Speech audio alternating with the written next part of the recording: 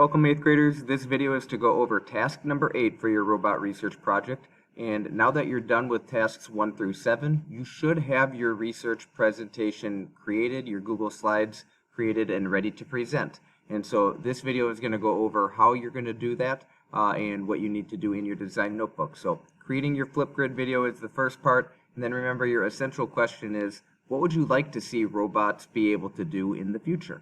So if you go to your design notebook, you are on task number 8. Click on task number 8 shortcut. That'll take you straight down. And this will go over how you're going to create your Flipgrid video.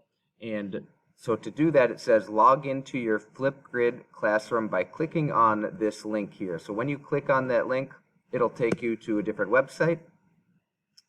And then you'll also need a group join code. So to find that, go just back to your design notebook, and you're going to highlight the code that's there, paste it in, and click join. And as it loads, then the other thing I want to point out in your design notebook, if you want to look at a sample presentation, you're thinking, how am I going to present? What do I need to say in my presentation? Any of that. There is a sample presentation that I created. And so you could click on this, watch it.